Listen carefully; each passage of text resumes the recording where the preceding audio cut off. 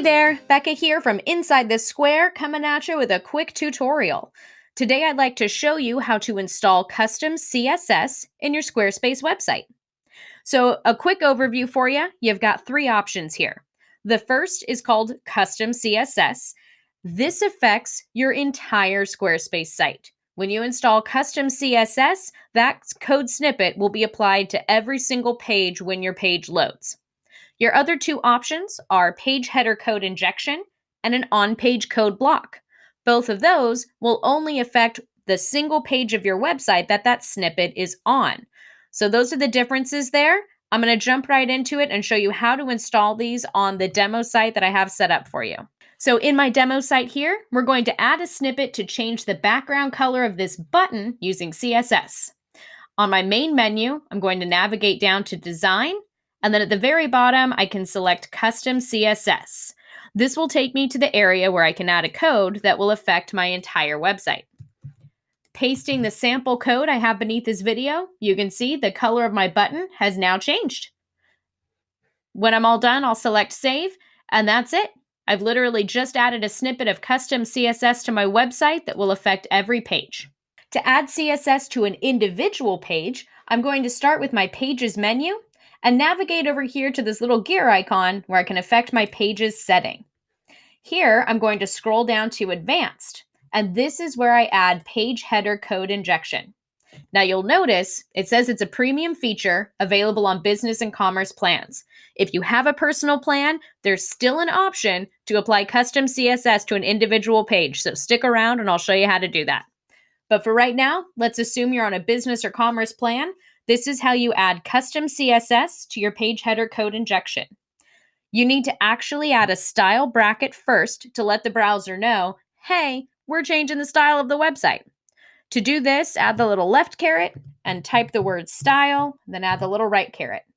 You'll notice that Squarespace automatically closed it for me at the end there. So at the very end of this bracket, I've got a little backslash and the word style again.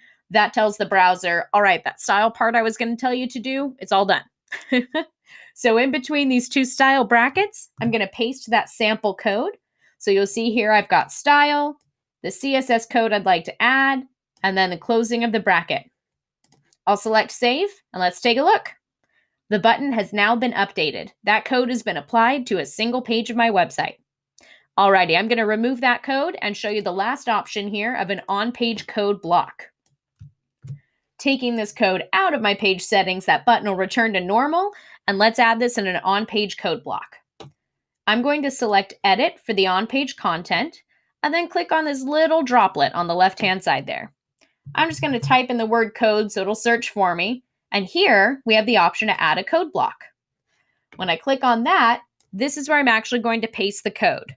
But very important part, I once again need to add my style brackets. I need to let the browser know that what this is about to tell it is a style feature, okay? So I say style, here's my code snippet. Okay, browser, I'm done with the style. And you can see it's already applied it to my button type.